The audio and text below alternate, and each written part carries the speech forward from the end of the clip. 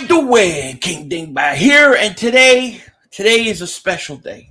Not just because the Sixers and James Harden, but because my man, Philly the podcast, the legend, one of the mafiosos of the Philly Shakedown, the creator of the greatest intro. What is going on, man? That was the best intro ever. What's going on, Philly 500, bro? What's going on, chat? What's going on, Eagles Nation? It feels good to be back on the show, man. I appreciate you inviting me back on. I'm excited, man. I appreciate it. That was a really cool intro. That was the best intro. I think you just took over my spot, so definitely. Oh, you know it. I mean, you're that was the greatest spot ever. What's going on, everybody? Jadis Young is here. Vic Klops, Shane, Cyclone, Me, Ref Taco. You know, today I wanted to get Philly the podcast on for a while now because if you haven't, click his link. It's in the description. Go sub him up, but check out his videos because some of the stuff that he talks about, I think, is very, very interesting. And the biggest one is the quarterback situation. What are your thoughts on Jalen Hurts right now as we approach this all season, my man? I mean, I've been very critical. For those that have not watched my show before, I am very critical of our quarterback. I'm very critical of the whole Eagles team. I want to see a great team, right? I think everybody can agree we want to win another Super Bowl, not one and done, right? So I am critical of Jalen Hurts. So I see all of his faults. I see where he needs to improve.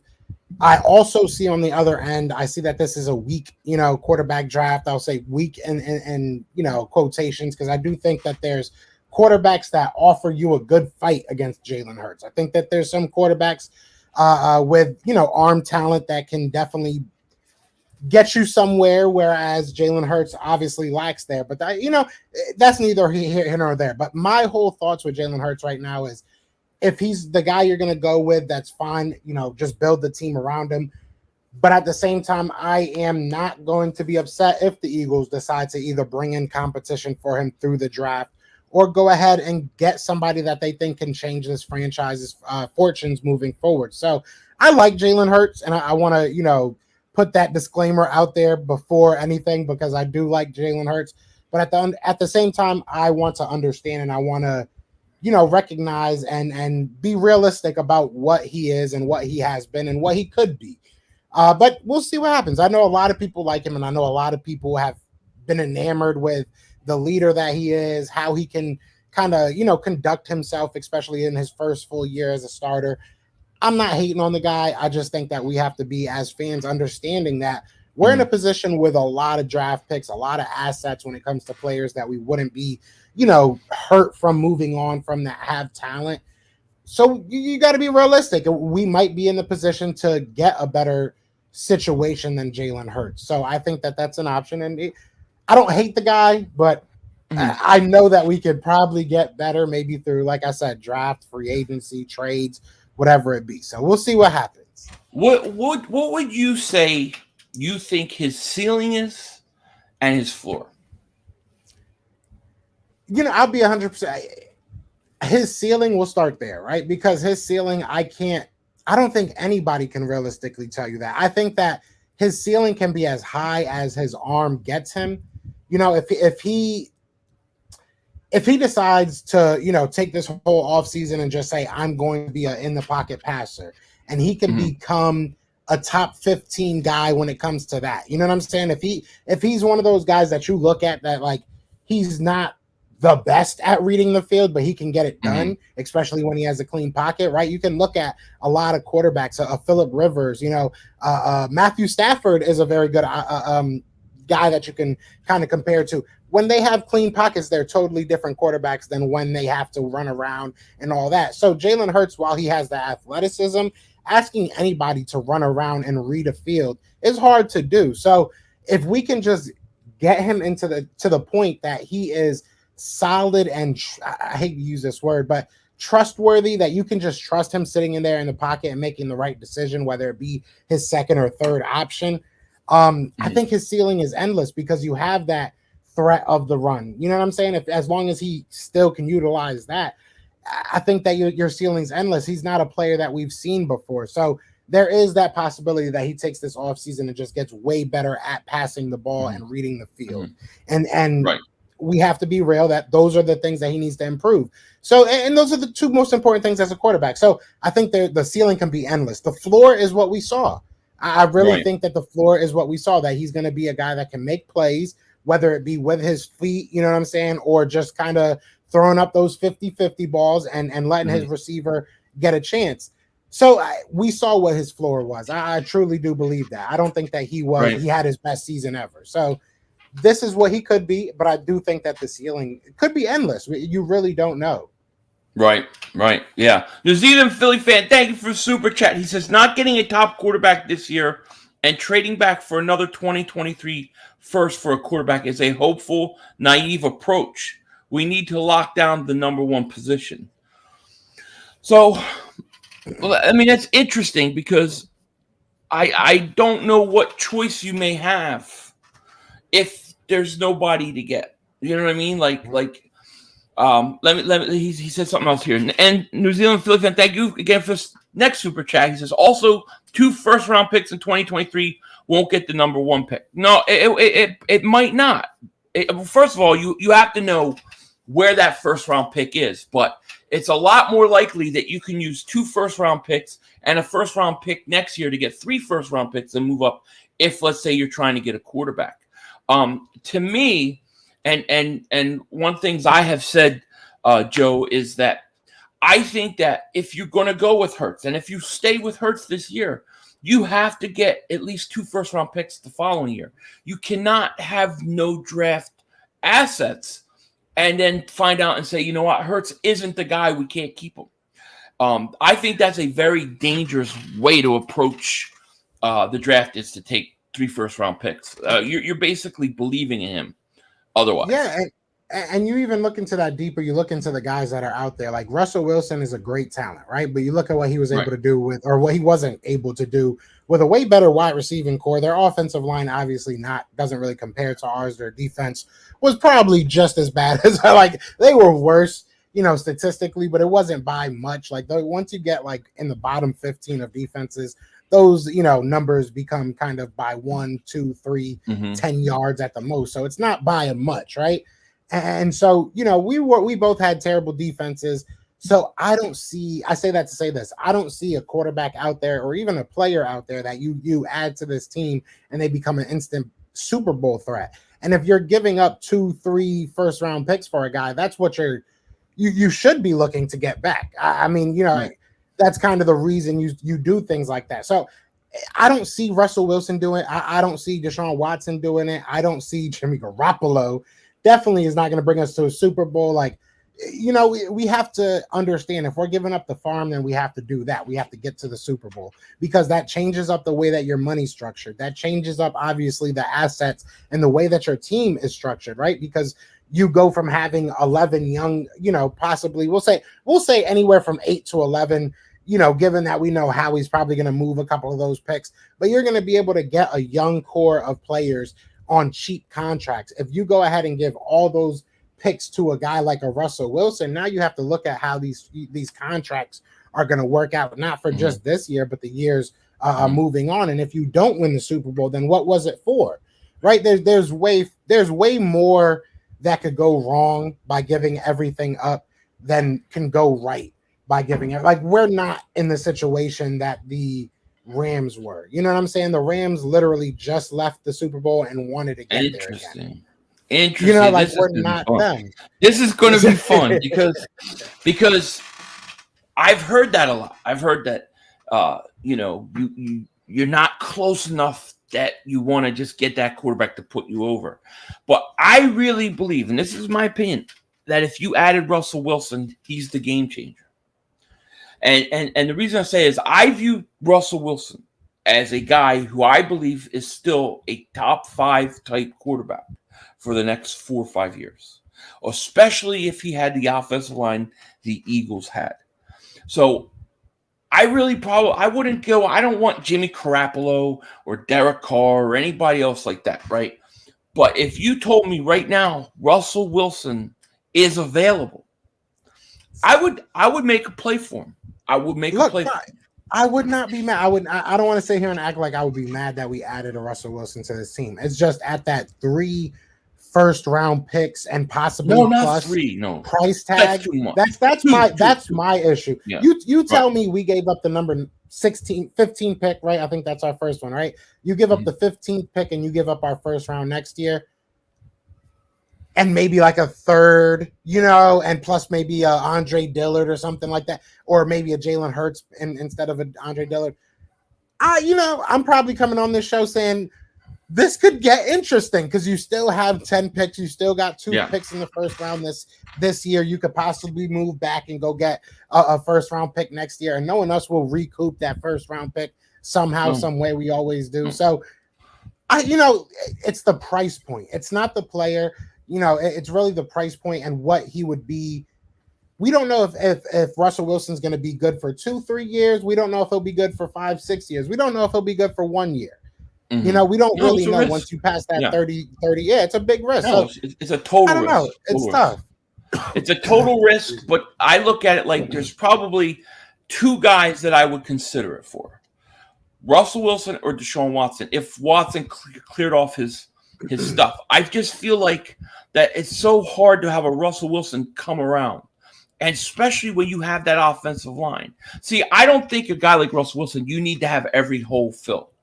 I think that his play will mask deficiencies in other places. You still got to make some right moves. But we saw a team in Cincinnati go from 4-12 to go into the Super Bowl. So if you make a few right moves, it is quite possible. He's the only guy. Like there's none of these other guys appeal to me at all. I would rather just keep Jalen Hurts. You know what I'm saying? I would definitely. And then as far as the quarterbacks in the draft, I like Malik Willis, but I don't want any of them in the first round. Huh?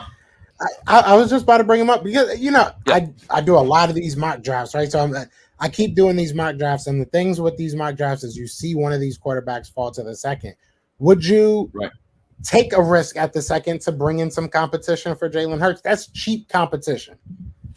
Maybe in the second. Definitely not in the first, though. See, here's what I'm going to do, right? If it's me, I'm going to take the 15th pick, and I'm going to take a second-round pick, and I'm going up in the top 10. I'm going to go up in the top 10, and I'm going to, as far as I can get, and I may throw in other picks, and I'm going to try to get either a Jabo or a Thibodeau. I'm going to make a play for one of those 2 guys. And then I'm going to take my 19th pick, and I'm going to trade back and try to get a first the following year and maybe a second.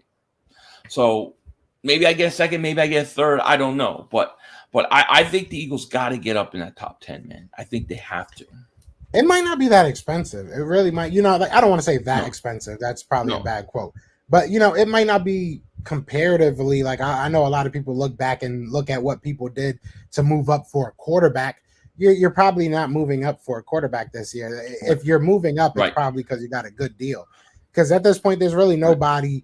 There are those top guys, right? You got your Thibodeaus, you got your maybe even Derek Stingley is rising back up people's boards. So I would love to see him go top 5. But you got those guys that are, Aiden Hutchinson, the Evan Neals. You got those guys that are definite top 5s that you wouldn't be mad at picking. But I don't think that there's anybody in this draft that you're like, I have to have this guy. Like, he's out of this world talent. So I think, but I do on the reverse side of that, I do think that there's a lot of guys that are like, this guy could probably either start day 1 or is going to be a heck of a project. You know what I'm saying? Like there's a lot of talent on this team. So I mean, not on this team, in this draft. So my thing with it is like, I don't mind getting a guy like a Russell Wilson, but you got to be this I think is the best way of saying it. I know that quarterback was probably our biggest deficiency when it comes to our team last year, if we're being 100% honest. Like, when it came down to actually throwing the ball, we weren't the best team. We were far from the best team. But when it comes down to it, he wasn't the only deficiency. I think that this defense was very bad, and it's getting very old. So, it's just that balance to me. I don't want to give up too much because we still have to. We have to get young. That's my biggest. My limit for I would tap out Russell Wilson was late. It would be 2 1s and maybe like a mid-round pick or a player. If I can't get it done for that, I wouldn't do it. But I would try, man. I would try, and that's not a slight on Hurts. I like Hurts, but I just think Russell Wilson's special. I would try. What the hell? And that's not a sorry, my phone's acting weird. It just decided to start playing. Prince, thank you for super chases. Next year's quarterbacks from Alabama and Ohio State are come out, but if we get an extra one next year, gives us more wiggle room at other positions if needed. Absolutely does. It absolutely does. And quarterbacks tend to rise, right? There's always quarterbacks that you're going to be talking about. The one thing I will agree with you is I don't think it's going to cost as much to get up in the top 10. Actually, I think it's going to be a bargain to get in the top 10 because I don't think quarterbacks are going to be going. You've already seen two teams that reportedly want to move out of the top 10, the Detroit Lions and the Carolina Panthers.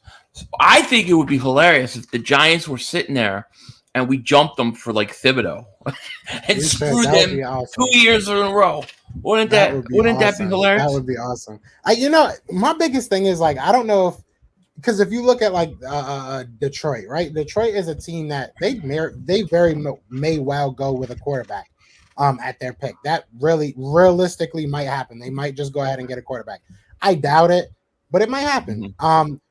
But if they do move back, it's going to be because they want to be a team like us, where you have multiple picks in this draft. So I honestly would love to get back in the second round. You're sitting there with 3/5, right? You're sitting there with 3 5th-round picks. You obviously have your third, you have your fourth, but you have so much ammo. Why not get back in the top 100, right? Top, 60, 70, maybe in that range, and get you some more talent. There's a lot of good players in this draft, whether it's linebacker, cornerback, even there's some good offensive linemen that might, still be there in the second round. So even more so, like, while I wouldn't be mad if we moved into the top 10 and were able to get us a game changer. I wouldn't be mad if you went ahead and just like try to mortgage some more stuff to get into that second round, because I think you're going to get some diamonds in the rough there. I really do. Like, I really like this draft 500. I really do. Here's the problem. Here's my. You're right about everything, but here's my one issue.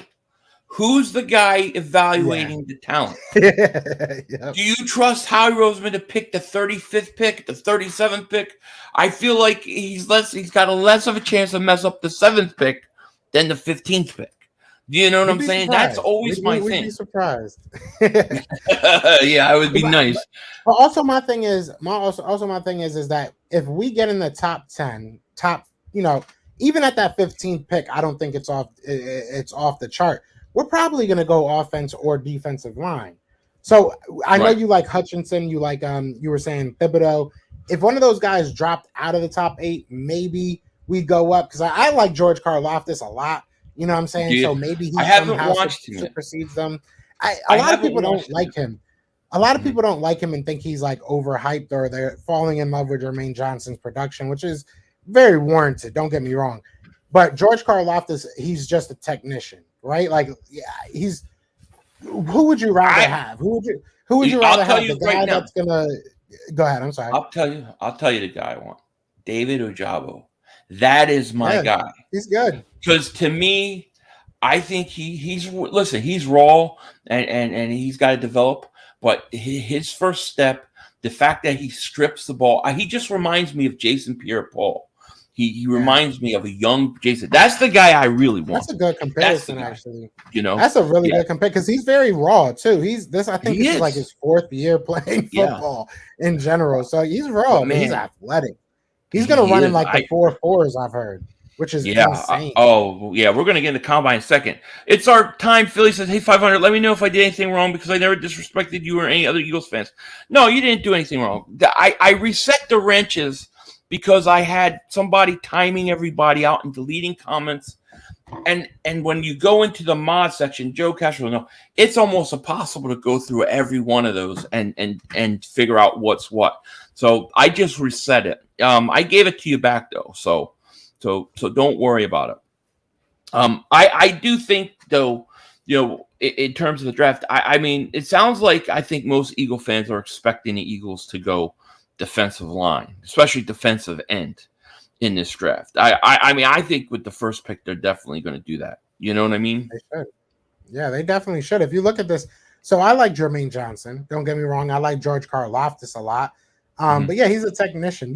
And there's so many good edge rushers. Like you go even deeper No. into the draft, like going into probably day 3, you're gonna Mhm. get some starters at that edge rushing position. You think of like a guy like a Boya Mafe that might fall down to that spot. A couple interior defensive linemen that might fall down into the 3rd round that are dogs. You know what I'm saying? A guy that I love is Travis Jones from UConn. Just he's kind of like, everybody loves Jordan Davis, right? He's kind of Jordan Davis light. Like he's a little bit smaller, but faster, probably realistically, because he's obviously a little bit smaller, a little bit more athletic, but he's basically like a Jordan Davis. He's going to clog up Mhm. that middle, gives you probably a little bit more as a pass rusher. Played at UConn, so obviously that kind of factors into it. But Yeah, there's a lot of good players in this draft, so they there should go are. defense. This is Yeah. like literally lining up perfectly for what Yeah. the Eagles need I, right now. I So I can't see them not going defense. Big play yeah, Slay shout to you. He says people slightly overrate Ajabo. Obviously, he's raw and very fast defensive end who has talent and makings to be special. But let's not act like Hutchinson wasn't a big factor in his production. Whoa, whoa, whoa, whoa! I say he's underrated because everybody assumes Hutchinson is increasing his production. A lot of what I watched, they're both one-on-one on the outside, on each side. And he's just as fast. I think that's, to me, why people, maybe he'll drop a little bit, is people will think that. But I yeah, don't think that about him at all.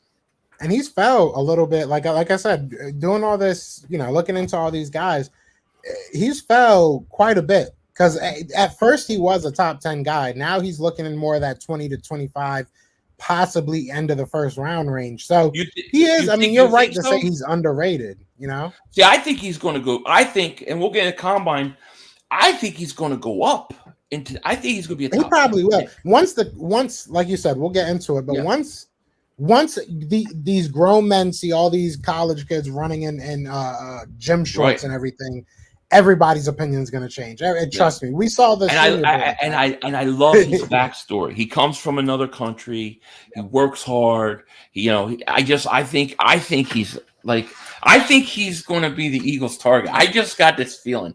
They had success with Michigan and number 55 there too, before. So you never know. Yeah. Jeffrey says, let me know what you guys think about grabbing Dean and Sauce if they're there at 15 and 16 and getting Johnson at 19. Well, I'll let you answer that one.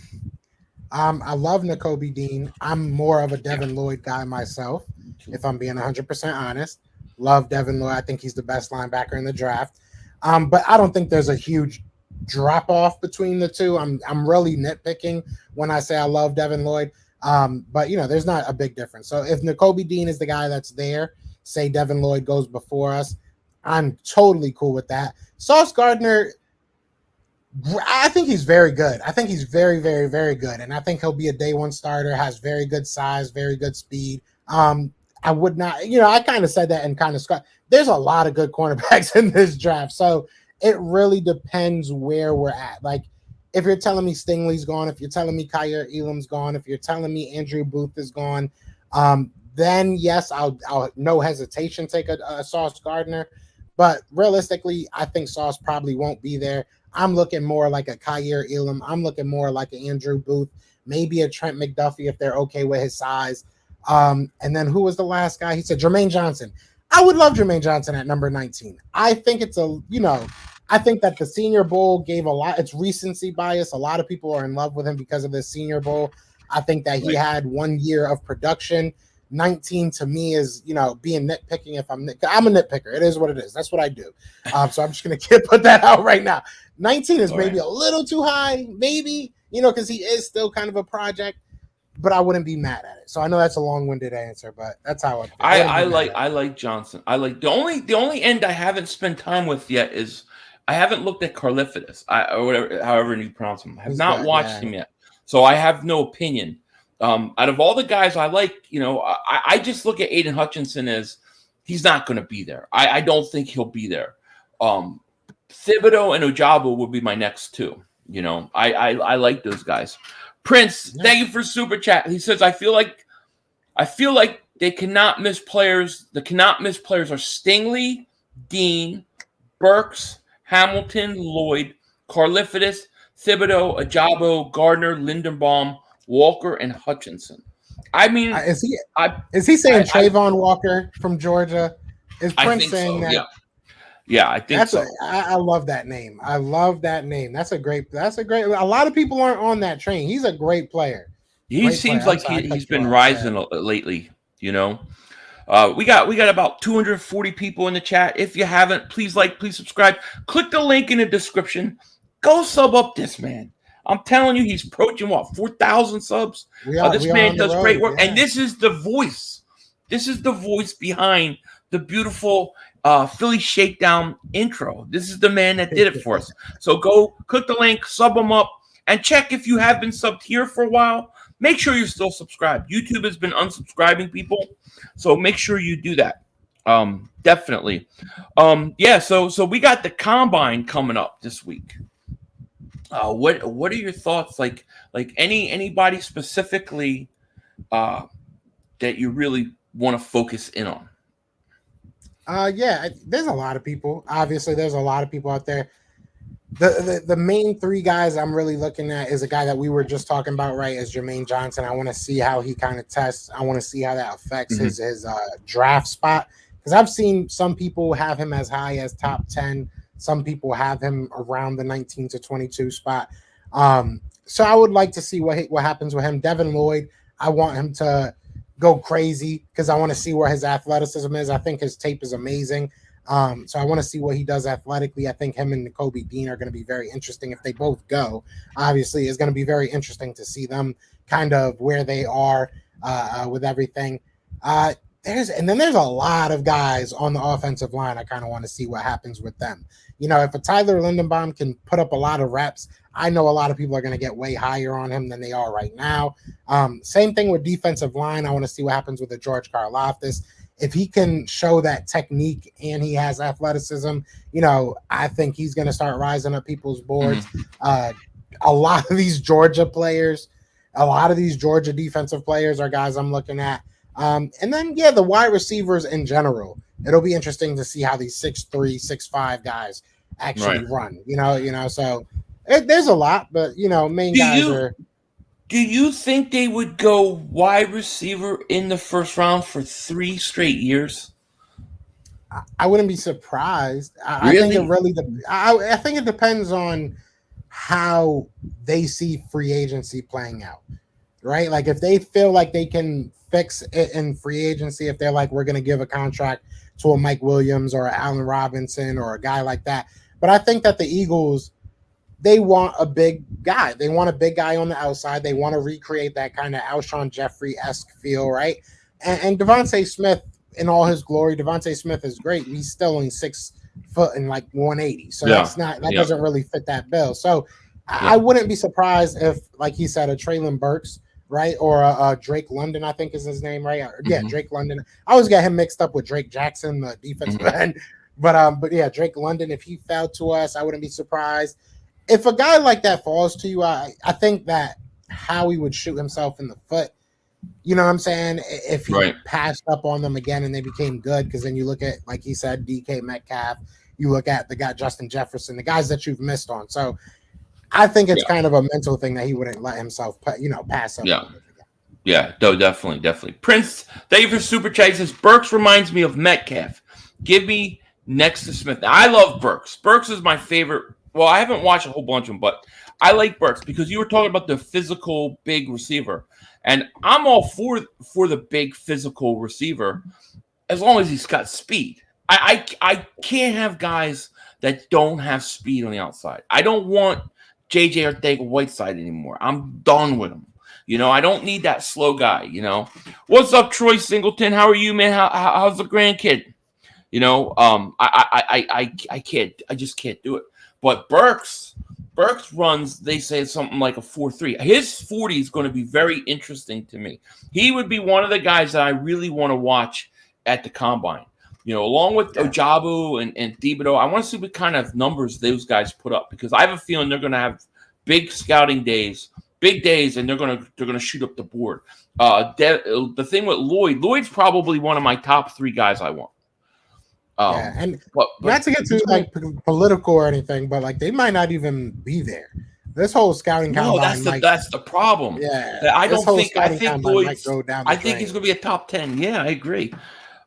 Yeah, true. Well, they did change some of the rules. Like they kind of loosened up. So hopefully that'll help. Brendan Jackson, thank you for the super chat. He says, new subscriber here. Saw you on LB's page. Shout out to LB. I got to get him on here and have a talk about Jimmy Garoppolo. But that's yeah, he loves him. Thanks for the content. Excited for the offseason. Thank you, man. Thank you. So in my opinion, let's keep the picks, not trade them for over 30 quarterback. Now, I totally get it. I totally get it. If I wasn't such a big fan of Russell Wilson, I would agree with you probably. But I just think he's special. But I hear you, and thank you for super chat. Von de Goat says, what players do you want to stay away from in round 1? That's a really good question. Anybody you don't want in the first round? That is a really good question. That's a really good question. I don't want any quarterbacks. I think we can all say that, right? Not necessarily because of their talent, just not the year. Don't piss me off. In the first round, that's a really good question. I would say I can tell you by position. Like I wouldn't want a quarterback in the first round. I don't want tight ends in the first round. Or running back, or running back in the first round. But offensive line, defensive backs, whether it's safety or corner, linebackers, offensive line, I'm all for it because I really think they got to upgrade the interior of their offensive line again. You have to fill that right guard position, in my opinion. Yeah, we have to start bulking up the lines again. We're in a position, and I hate to use their names, right? But you look at the Cowboys. The Cowboys are now, they kind of stopped looking at their offensive line for a couple years, and now they're in a position that they don't really know who's going to play what on that interior of their offensive line. So we don't want to be stuck in that position. I think we're in a good spot when it comes to the guys that we have, even when Lane Johnson moves on, even when Jason Kelsey moves on. I've been saying on my channel that I probably don't think we should go offensive line in the first round because I think there's good guys that you can get and put them with the best offensive line coach in the game, right? I think we can all agree there. And they'll grow. So I don't think that it's something you have to reach for, but you're not going to have to do much convincing to say, yeah, we took Tyler Linderbaum or we took, Kenyon Johnson or Zion Johnson, excuse me, or Kenyon Green. So like, there's not too much you got to do to, make me believe that they're going to be good guys. So I'm cool with that, but I don't think you have to, right? Right. Yeah. No, I hear you. Jeffrey says, I throw those draft ideas out because it covers our needs. I personally would rather double down on end and get a middle linebacker because we can get some in free agency. Well, I think free agency, I expect them to get a defensive end in free agency. We haven't even talked about free agency, and we should, because a lot of what you do in free agency has a direct result of what you're going to do in the draft. Is there anybody you would like in free agency specifically? I think that's where you attack the wide receiver position. Yeah, I think that's where you attack the safety position. Beyond that, I would probably stay kind of quiet. I know a lot of people like Hassan Reddick, but Hassan Reddick doesn't give you much outside of pass rush. And pass rush is very important, don't get me wrong, but it's all he really does right now. I'm not saying he can't, pass. I just haven't really seen him have to do that. So on a consistent basis, I'll say. So I don't really know if throwing a big bag at him is what you need to do. If I'm going to overspend a little bit, it's going to probably be on a wide receiver 2 or wide receiver 1, and then my starting safety. We don't know what we're doing at that safety spot. A Marcus Williams, a Jesse Bates, there's a lot of good, I think I know who they're getting. Houston. Who do you think? I think they're going to land Jabril Peppers. I've heard rumors and I've heard things that they want him. That's what I've heard. So we'll see. That would be interesting. Because I think he's cheap, right? Yeah. Well, I like Kyle Hamilton. I haven't watched the other safeties yet. I don't even count him. He's not. He's not dropping to us. But I've heard some things, like some rumblings that people are like, Jabril Peppers, they got their eye on Jabril Peppers. He's going to probably be cheap coming off injury. He's still kind of young, and he can do multiple things, you know? That would be interesting. He can. That's your true. eye out. I would say this because all right, so safeties in this draft, I think that, like you said, Kyle Hamilton, I don't even count him to be real because it's like, I just don't feel like that's realistic for the Eagles. But you look at Jaquan Brisker, you look at a Jalen Petrie.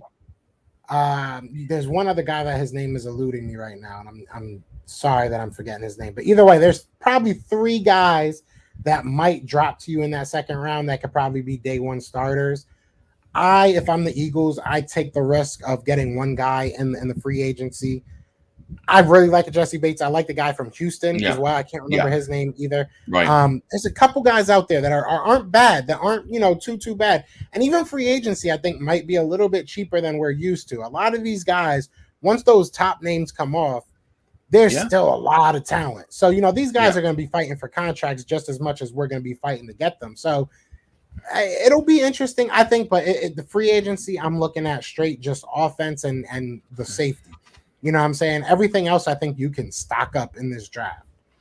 Yeah, it's gonna be interesting. Backyard Bird Podcast. Thank you for Super Chase. It's up 500. And Joe, all Philly fans love playing GM. Oh yeah, you gotta love it, especially when you get it right more than the GM that's really the GM.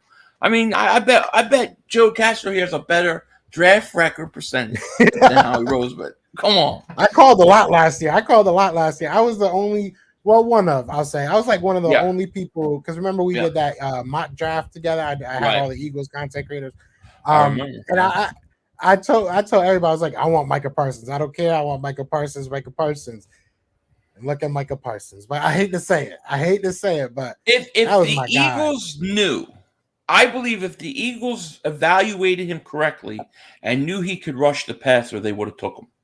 But they squarely were looking him as a linebacker, which we know they don't value. Yeah, and it brings up an interesting thing because Brandon Smith is another, and Daxton Hill was the guy that I was thinking about. Shout out to whoever put it in the chat. I forget, I can't remember the name, but either way, Brandon Smith is an interesting name from Penn State because he's obviously not Micah Parsons, but he's a guy that's slated to go around the 3rd round.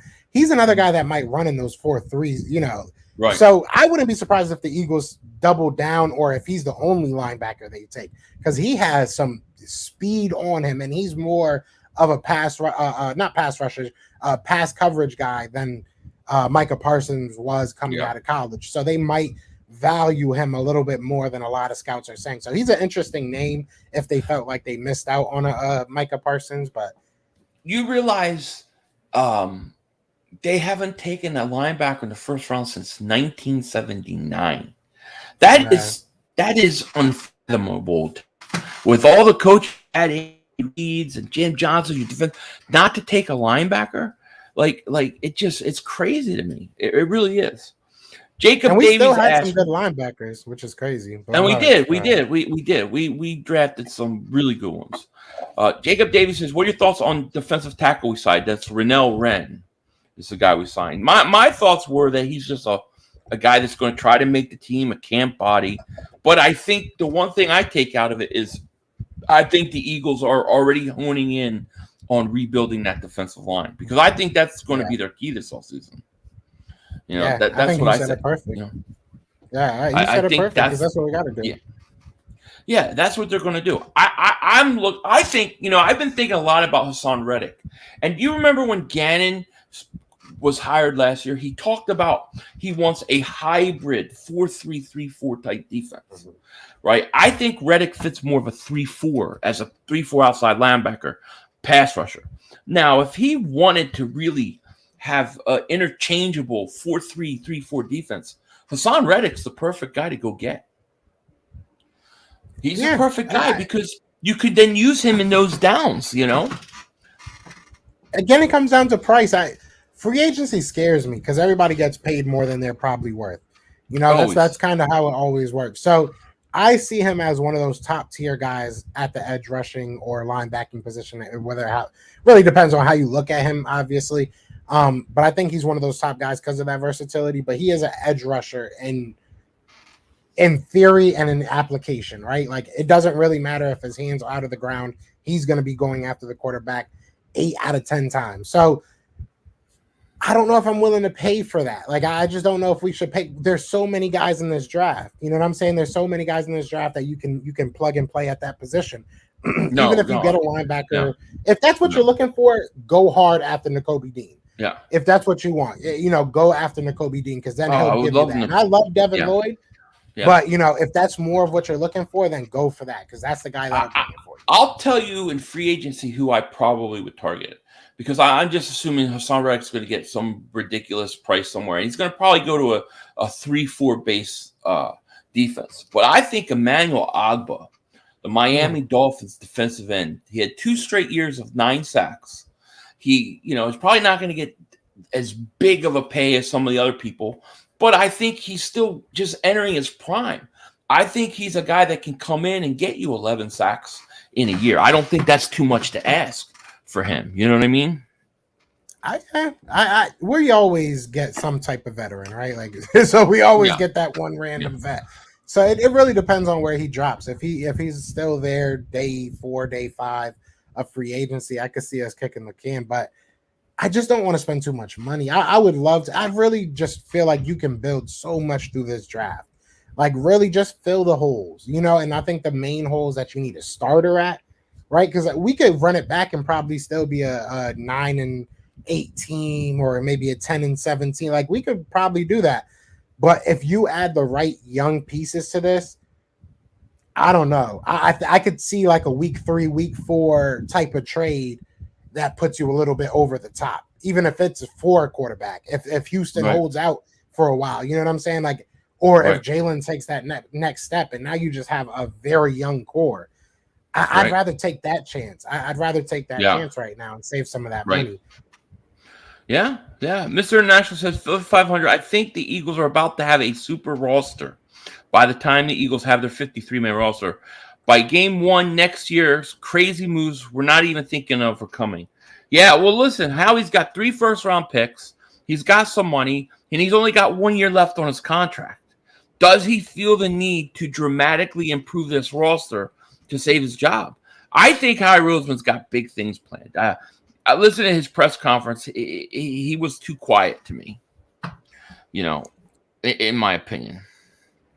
Yeah, so I don't think too much is going to happen. I hope. Really, you don't think so? I think it's going to be crazy.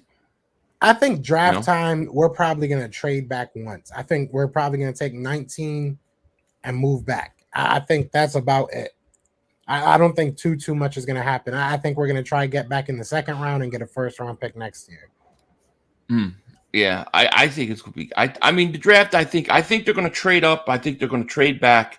I think they'll do those things, but I think free agencies. I think trade wise. I think it could be kind of crazy. Now I saw. Where did I see a I was looking for.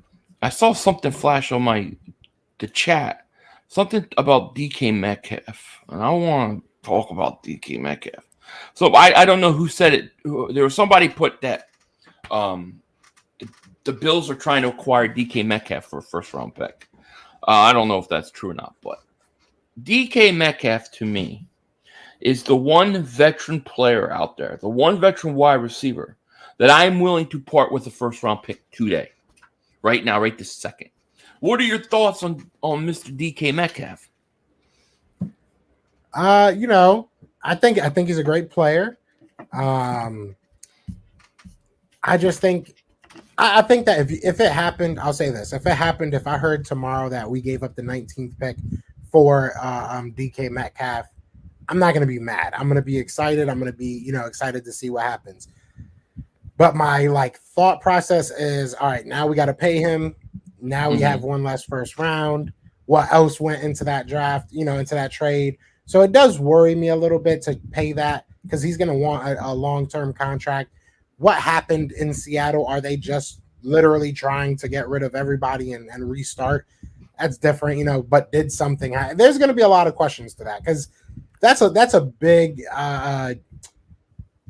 That's a big investment, in my opinion, giving up your first round pick. That's a big investment to say, I'm going to pay this guy moving forward. He's got to be a franchise guy for you.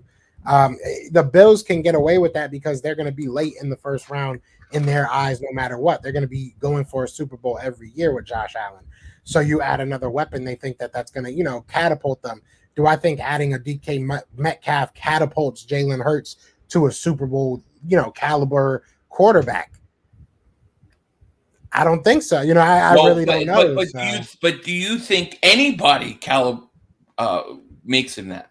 Is there anybody that makes no, him, not at the wide receiving position? I think that what would help Jalen Hurts is having a dominant defense, is having a defense that it doesn't matter that you went 3 and out 3 times in a row, because that's what Jalen Hurts is going to do.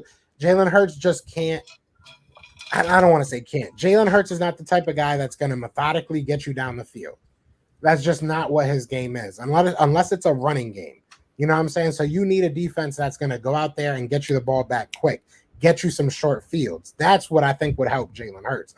I don't necessarily think a wide receiver is going to come in here and make him a top 15, top 10 quarterback. No, but does it make the evaluation process of Jalen Hurts better or easier? I think that this year was a very good evaluating period. I think that he was given I don't want to say a lot, but he was given enough to be evaluated. I really do. I mean, we got to realize first round picks, those first overall quarterbacks go to horrible teams, and they're evaluated with horrible teams. Jalen Hurts came to a team that was better than what their record was. We had a very good tight end duo. We have a very good offensive line. We had a historically good running game, and I know that he added to that. But we had a Devontae Smith who played above his rank. We had a Quez Watkins who I think that was criminally underused. So I tend to think that he was given enough to be evaluated this year. So I think that we kind of saw what he is. Again, like I said, he could take a big step this offseason. And I'm not, saying that he can't do that. But to say that we need to get a DK Metcalf to evaluate him, I think that's undervaluing what Devontae Smith brought to this team. I think that's undervaluing what a Dallas Goedert, although he had 4 drops this year and they all came at the worst times possible. That devalues what he brought to this team and devalues what this offensive running game was. So I think he had enough. Devalues what Rager brought to the team. Rager was nothing. I didn't even say his name. Man. I didn't say J. Jaw. I didn't say his name. It's regular. It's regular. And there were times that we force fed him, which made no sense. So, I mean, there's questions, obviously, that with what happened in the season. But, I mean, we saw what Jalen Hurts did. There were times that we were sitting here like, why is this man dropping balls? Why is this happening? But there were a lot of times that we were like, why did you throw that? Or, how come you don't have the arm to make it that far? And it's not hating. It's just being realistic and understanding the difference between the two. So you feel you kind of feel in your gut that we are seeing Hurts' ceiling. As a thrower, possibly, yes. As a thrower. Pure passer, possibly. If I like what Nick Sirianni did as far as the offense went. A lot of times, if you really look back at that season, his play design was really good. It's about Jalen Hurts finding that guy. So can you, the question that I'll throw back at you, do you believe a quarterback can work on game time decision-making in an offseason? Do you think that you can make a realistic jump in an offseason doing that? Yeah, I think you can. I think mechanics, I think accuracy, I think having the defense and things slow down, I think that can happen. I think where you can't get better is that arm strength. Your arm is what it is.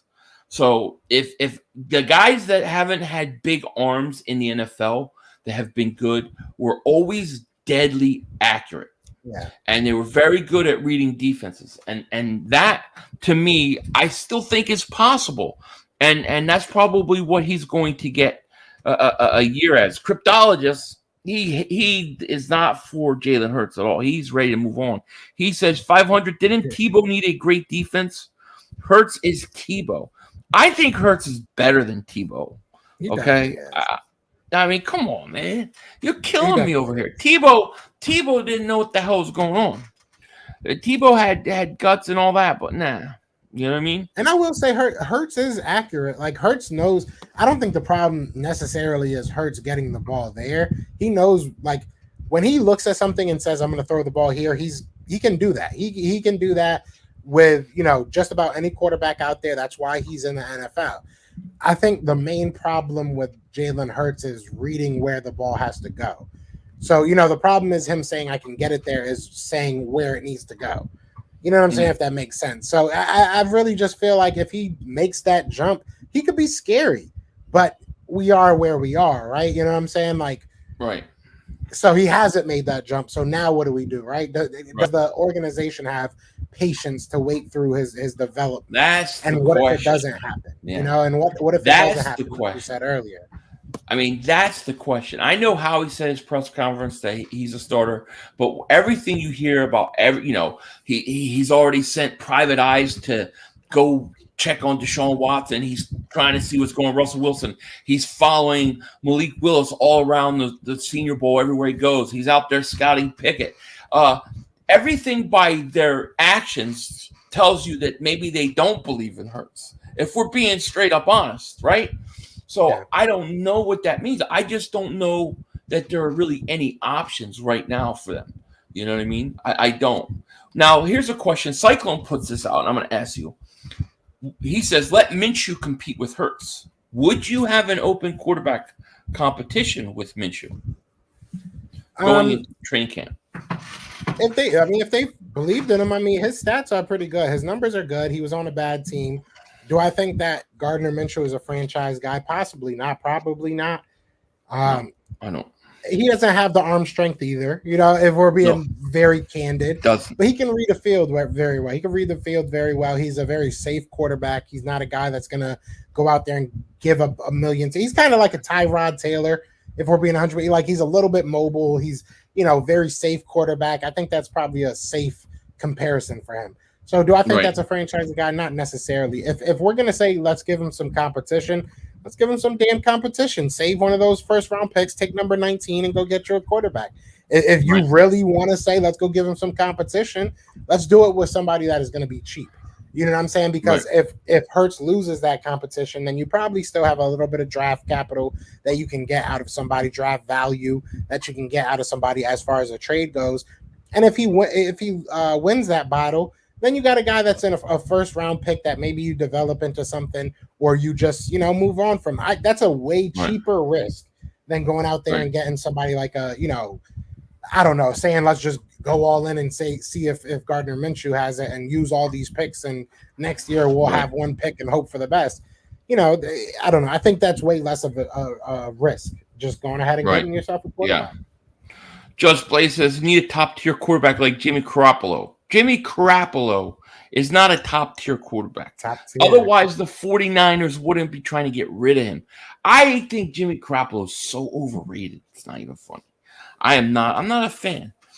Eagle fan number 11 says, Philly 500, ask Philly the podcast if he likes Carson Wentz and ask what he thinks happened with him. Do I like him or liked? Like, if I liked him when he was on the Eagles. I did not like how he curled up and died on us. I didn't like that. I definitely don't, and I don't like him now.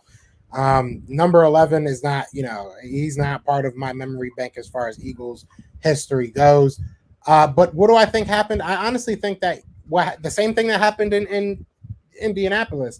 Things got a little bit crazy for him, and he couldn't really respond. I think that 2017 injury was way bigger than any of us really gave it maybe credit for. Maybe he was a little bit banged up, a little bit more than we gave it credit for. So I think that everything, put together, he just couldn't handle the situation. I think he kind of acted like a punk, but it is what it is. Everybody deals with how they deal with, but I don't like him now, if that's the question. I definitely don't like him now. Yeah, it's very odd what happened to him. Indy's done with him in a year. In a year, they're like, they want him gone. I saw this happening there. I saw this happen. I said this last year. I said this last year. I was like, listen, and people were roasting me for it. I was like, listen, with that type of mentality, if they do not go further than they did the previous year, which obviously they didn't even make the playoffs, but if they didn't go further than what they did last year, he's not going to be there beyond that year because you just like I feel like Frank Reich just put his neck out on the line to bring you on this team, especially at the price tag, and that's what he got. You know what I'm saying? Nobody else was giving us what the Colts were giving us. No matter how much people want to think he was getting 2 first-round picks for, we weren't doing that. So I mean, he put his neck out on the line, and we saw what happened. That was Frank Reich. That was his guy. I mean, and they're done with him, dude. Adrian Jones says, Jimmy is better than Jalen Hurts, and you're crazy if you think different. Here's my response to that. What does that mean? To me, what does that mean? He's better. That he's not good enough to win a Super Bowl. He's not good enough to win, so why do I even want him? If how much better is Jimmy G really than Jalen Hurts? Maybe he's a better passer. Okay, but he's not so much better that he's going to win me Super Bowls and I need to get him. I don't need to be. See, one of the things people don't talk about, and I keep bringing up, is called football purgatory. And that is where you become a team that's always in the middle of the road, and you're never good enough to get up and get franchise-changing players.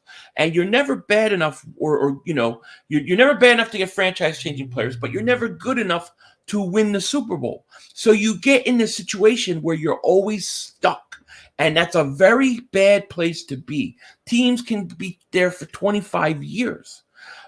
Jimmy G is that kind of guy. That's what he would put the Eagles in my opinion. Yeah. That's what they have to be careful of with Hurts. Okay, that's why you have to just not go spend all your picks. You have to have insurance because you have to figure out the quarterback situation, in my opinion. Yeah, and I mean, even if we gave room, right, and we were like, yes, he's better. My question would become: is he $20-something million better? Is he a second round, maybe third, if we're lucky, round better than Jalen Hurts? Like, are you willing to give up those assets plus, giving up on Jalen Hurts just to say that Jimmy G might get us to the divisional round, right? Like, so I agree with you. Yeah, I mean, I look at Jimmy G and we've seen his ceiling. I'd rather stick with Hurts because once you sign Jimmy G or you get him, you're probably going to be in NFL purgatory for a while, in my opinion. Jay Quest says, I have to keep signing on and off to this live stream because Kyler Murray and Josh Allen's second year was explosive because Stephon Diggs and DeAndre Hopkins. And listen, they both have huge arms, though. Kyler Murray has a big arm. Josh Allen has a big arm. But I do agree. I mean, I think the Eagles have to upgrade the passing, the receivers. I like Devontae Smith. I don't feel that they used him right. I don't think they used him enough, and I think they gave too much attention to Regular, in my opinion. Are there any receivers that you would like in free agency? I would love Godwin. I would love Godwin if he even hits free agency. Mike Williams wouldn't make me mad. I would love Mike Williams. I would really have to look deeper into the. I'm gonna blow your mind right now. You ready? I'm gonna tell you who I want. Christian Kirk. Oh, that's a great. I want a slot receiver. I don't want to give up on Quez Watkins. I mean, he had a pretty good second year. And they didn't even use him. I don't think they used Smith and him right. I think like a Christian Kirk, if I could get him and then put him in a slot, I think we would dramatically improve this team, But people think I'm crazy when I say him. But I'm dead serious. I wouldn't mind Christian Kirk at all. I wouldn't mind Christian. He's young. He's still very young. He's like 26, 27, 25?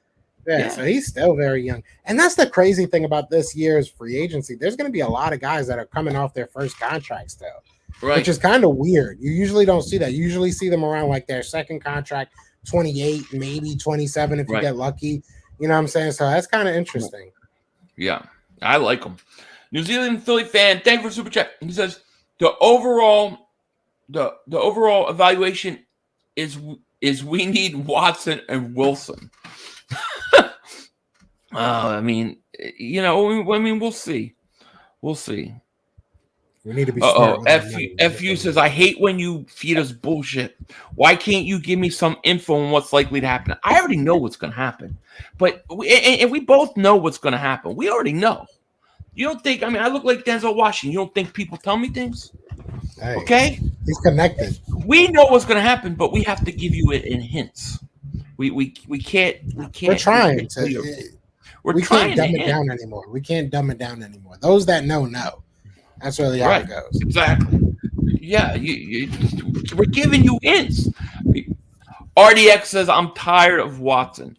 I'm tired of the Watson thing too. I just wish the off the field stuff would settle so we can figure out where he's going to go. Would you go after him if he was clean of everything, all the off the field stuff? It depends on the. I'm gonna. Yeah, you're gonna hear me say this a lot. It depends on the price, probably. Though I wouldn't. I wouldn't be mad. I just don't think that this team is like. I don't think Hurts was the biggest problem. I think you can win, and this is not like trying to put a knock on Hurts, but you can win in spite of Hurts. Even if he's not having a great game, you can go out there and win games if you just get a good defense. Get a defense that's turnover. That's going to get you turnovers. That's going to get you 3 and outs, an explosive type of defense. We haven't had that in so long. So I don't know. I don't like her. I'm not, and I sound like I love Hurts on this. I'm not like the biggest Hurts supporter when it comes to like being our quarterback. I do think even last year I said that we should go get Justin Fields, maybe a Trey Lance. And if we got a quarterback that gave him some competition this year, I would actually like that. I would welcome that. It's just got to be smart. It's just, for me, it's just got to make sense. I don't want to give everything up just to say that we fixed the quarterback position. While it is a very, very important position, it's not everything. It's not, you know what I'm saying? Like your cornerback still can't cover really that much outside of Darius. Like your safeties, you might not have come this offseason. Your linebacking core was not really a linebacking core outside of maybe Davion Taylor, maybe flashes of Sean Bradley. TJ Edwards did well, but so did Alex Singleton last year, and Alex Singleton fell off a cliff this year. So there's so many holes. I really just don't want to give up too much. No, I hear you. There are a lot of holes. Yeah, there are a lot of holes. I don't want to give up 3 first rounds. I think that's where I draw the line. I would do 2 only because I'll still have another first. We got over 300 people in the chat. Thank you so much for being here. If you haven't, click the link. Go sub up my man Joe Castro, the Philly podcast, the beautiful voice of the Philly Shakedown podcast intro. So shout out to him, and definitely sub him up. No question about it. I appreciate him coming on because this was short notice. I was like, you know what? I'm going to stream today. And I was like, I should reach out to him because I wanted to get him on for a while now. So I appreciate you coming on with such short notice. You already know, man. It's my pleasure. Anytime I can talk about the birds, I'm down, man. And you caught me on a Sunday, so I don't got no life on Sunday. Ramon says, 500, we need a league quarterback to get past the divisional round. Let Hurts sit behind Wilson in a learning curve. That would create. Would Hurts even want to do that at this point? He's played a whole full season. If you could tell me that, if you could tell me that, Russell, I said this like early on in the offseason that I wouldn't even really be that mad if something like that happened. That if you said to Hurts, like, you're not there yet, but we believe in you. You're 23. We're going to give you 2 years to sit behind Russell Wilson. By the time he's 25, he could be deadly. Could be dead. And then you still got 10 plus years for him. And now you just have 2 years of Russell Wilson. I would not be opposed to that at all. The question is, again, don't get me wrong, it's still price. I'm not giving up 3 first rounds just so we could keep Jalen Hurts. 2 first rounds. Yeah. 2 first rounds. I'll give up 2 first rounds. I'll give you 2 first rounds, regular, JJ Arcega-Whiteside, and a 3rd round pick. Take it. That's it. Sugar Daddy Williams says, Philly is my guy. He's actually rational. See that? Appreciate that. Yeah. That's a Dallas fan. I think that's my boy, Big Game James people. So shout out to him. That's what's up. As good as Watson is, can you explain why he's 4-12? Not solely his fault. I get it, but the quarterback should be able to win a certain number of games. I will say this. I don't think there's been a quarterback, especially his level, that has had such a horrible offensive line that he's played. He has always got the worst line. And a lot of people feel like if you would give this guy an offensive line, he would tear the league up. The problem with Deshaun Watson is the off the field stuff. That stuff, you can't bring a guy in with that kind of stuff going on. You know that they said that Houston is still asking for 3 first-round picks, and they're hoping to have a trade in place before free agency starts. How do they expect that to happen? Yeah, look, I like Watson. Don't get me wrong, but I think adding him to this team definitely improves his number. But if you look, I'll tell you what happened in Houston in 2 words: Bill O'Brien. That's what happened in Houston. Oh God, yeah. Absolute idiot. The stuff that he did was just ridiculous. So if you want to look for somebody to really point to why they were so bad on the field, probably off the field in a rare case. Usually I say players play, coaches coach, and they do their thing. But Bill O'Brien was a cancer in that locker room. It was terrible. Yeah. I just says, are you saying that 500 is not rational? I'm very rational. I'm just very stubborn. If I think I'm right, I will fight you to the end on it. And that's just the way it is. That's just the way it is. Let's see. Peyton Manning's Colts weren't good at first year too. Football is it is a team game. No question about it. Listen, the most likely scenario is the Eagles are going to keep Hurts. They're going to probably. I do think they will trade one of those first-round picks for a first-round pick next year. They're going to make sure that they have insurance, and I think they're going to keep him. And I think that they're going to see what he does this year. I don't know if he's the guy. To me, he's got to become a better passer. Let me tell you one other reason why I think he's got to become a better passer. And I think all quarterbacks have this issue. When you start early in your career and you run a lot, if you get banged up, you get hurt. He's already had ankle surgery this all season. That's why you see quarterbacks. Think of all the good quarterbacks that ran: Steve Young, Randall Cunningham, Michael Vick. As they got older, they all became better passers, and you have to kind of have a shelf life in the NFL. So he has to become a better passer. I don't know if he can or not. I really don't know. I know my man Bird Gang here. He thinks he's going to be MVP. He got to go 17-0 already next year. He thinks he's going to be MVP. And I hope he's right. That would be the best case scenario. You know what I mean? Yeah, I like Jalen Hurts. I think that all his intangibles are there. No. It comes down to are you willing to build your whole offense around him? And if you are, this is going to be a fun offense to watch. I'll tell you that much. It's going to be a very interesting. I don't know if they're that committed to him yet, though. That's the problem. That's the whole thing. That's what we don't know. Conventional offense. He's just probably not your guy right now. Yep. 500. You're stubborn to the point of irrationality. Maybe.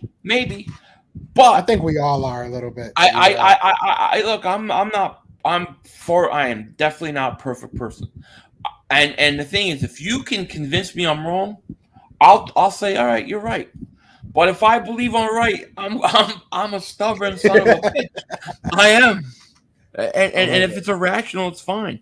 And actually, I think I've been pretty rational with Jalen Hurts. I didn't give him any crap when people were calling for him to be benched. I was like, no, you got to play him, and I'm saying he earned another year. I think he earned next year. I just think that a guy like Russell Wilson's just too hard to come by, that if you have the opportunity, you have to take it. That's how I see it. You know what I mean? Yeah, I think upgrading talent is never a bad thing. Unfortunately, like I said, we all love what's his name? We all love Jalen Hurts, right? We all love that he's a great team leader, great guy, and everything. Mm-hmm. But if you can upgrade that position, especially for the long term, look, if the Eagles, let's not to get too much into the history, but if you look at the Eagles' selections at the quarterback position in the first round, they have not been wrong that many times, if ever. Right. So I trust, especially this new regime. Donovan McNabb was a home run, in my opinion, at that pick. So listen, man. If they look at Malik Willis and say he's Jalen Hurts but has a rocket ass arm, let's go ahead and develop him instead. I'm not going to be mad at that. You know what I'm saying? We got to be real and honest to that. Some of these guys do have things that they can hold their hat on that Jalen Hurts doesn't. if you decide to move forward with Jalen Hurts, it is a decision. It's not we had no choice. He just blew us out the water. It's a decision to change your offense and your team to build around what his strengths are. Otherwise, you're trying to fit a round peg in a square hole, and we're going to be sitting here every offseason mad that we are not taking that next step. So, yeah. I said, you're totally irrational with Carson Wentz. I mean, look, I saw what Carson Wentz did in 2017. I looked at it and I thought, man, why can't the guy do it again? Maybe I was irrational. Yeah, I maybe I'm guilty of that. I'm not going to fight that. You know, I won't lie. I thought there was. While I publicly I don't want to say bashed. I talked a lot of junk about Carson Wentz because I didn't like the man he became. There was a part of me that was like, I really hope I don't have to sit here and watch this man go crazy in Indianapolis because they have a good team. Like everything was lined up for him to go and have a good comeback season. So I thought he was going to. I thought he was going to. I mean, look, I mean, Carson Wentz started to where I kind of started part ways with Carson was last year when he wanted to trade. Because that kind of aggravated me. I felt like I felt like it showed character flaw because I felt like he was like he needed to come back and be like, this is my team, open competition between him and Hurts, and I'm going to win. And I didn't get that out of him. That's when I started to veer off from Carson Wentz. That's fair. You know, and as far as like the Hurts draft. I stand by whatever I said in that draft. I thought it was a stupid pick, not because of Hurts. It had nothing to do with Jalen Hurts. It had to do with the Eagles drafting a backup quarterback in the second round when you can literally still, get starters out there. There were still guys that could have started. If the Eagles said, we don't believe in Carson Wentz and we're drafted Jalen Hurts, I would have been like, fine, no problem. But they go, oh, no, we're drafting him as a backup. Well, I think that was stupid. Yeah, I like. Yeah, hindsight is 2020. It really is. Like, I mean, it is what it is. Yeah. We can sit here and say whatever we want that we said 10 years ago. We didn't know what was going to happen over those 10 years. So it is what it is. Like, hindsight is 2020. Wentz has to have more than just Brandon. It has to be. He says Wentz can play. His turnover issues are has to be more than that because the Colts want to get rid of him. It's not all right, we had 1 year, we're going to work. They want to get rid of him. It's a personality thing that if you're not in that locker room, you don't know. There's got to be something. They're even eating money. They're even eating money. So it's not like it's just a clean cut. They're saving money here and then. Oh, they're eating money. So they, like you said, they want to get rid of him. It's not well, we can move on and figure something else out. But I love weed. He says great. Wait, how you doing? I love weed. How's the weed, buddy? I like that name. Yeah, it's a great name. But let me ask you this because we're gonna get ready to close up another 5 minutes. Maybe can you do another 5 minutes? Maybe. Yeah, I'm here for you, brother. So I want to know what guys do you think could be on the trading block this year for the Eagles? This all season. Any names to watch out for in your opinion? I would definitely say I wouldn't be this. While I like Andre Dillard, I think that he gives us depth, and I know a lot of people are ready to just ship him off, and they'll probably drive him to his new destination at this point. I like Andre Dillard. I think that he's somebody that can definitely give us some value. An interesting name that I don't think people realize is a Nate Herbig.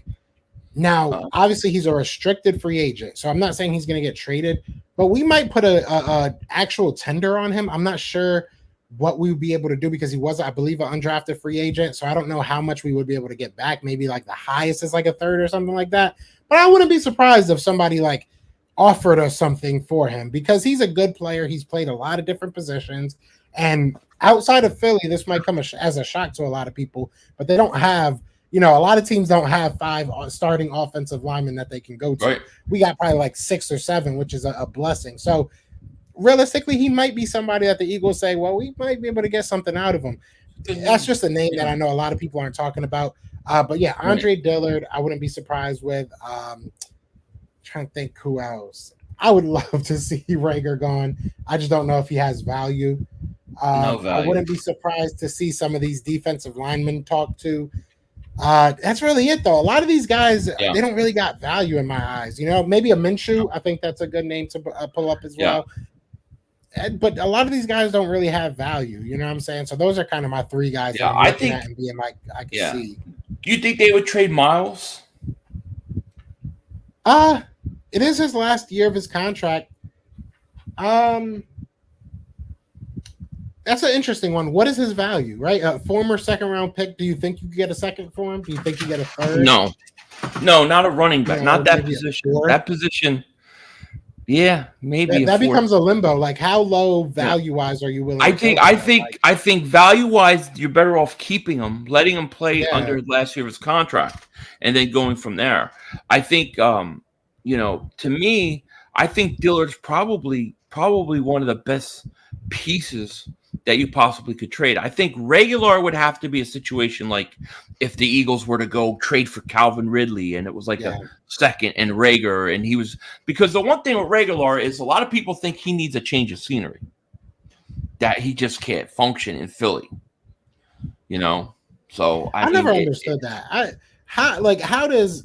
I know Philly's tough, don't get me wrong, the media aspect of it is tough, but like, you want to move to New York? Like, I've seen some of their headlines. Their newspapers are ruthless. Like, I've seen, LA. Like, you really want to move out there where nobody comes to your games? Like, I've never understood how it's so tough to play in certain cities. Like, bro, get over it. Like, you've never been on the spotlight or in the spotlight. Like, you were that dude at TCU, and Texas takes their football very serious.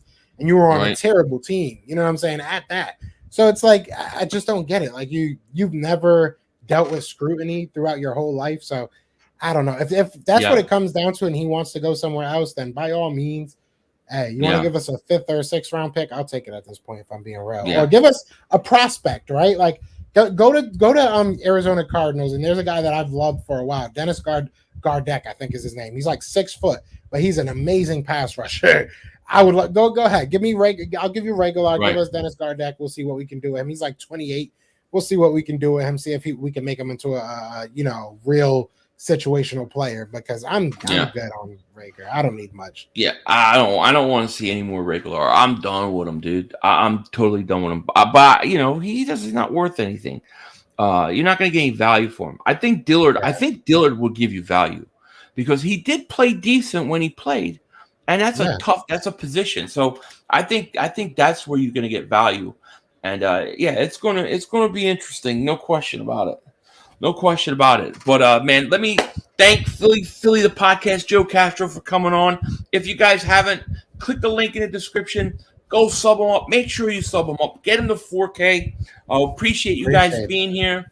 Anything you want to say on the way out, man? Nah, man, you said it perfectly. Yeah, definitely go subscribe. Go check me out. Follow me on Twitter at PhillyTP. I'll be talking that junk.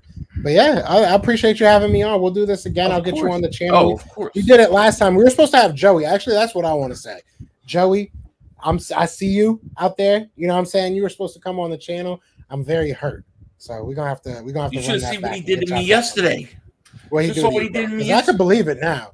I didn't know he was so mean. Episode 55 of the Philly Shakedown podcast. He decides to do a Michael Anthony Where's the Fitness routine and take a nap.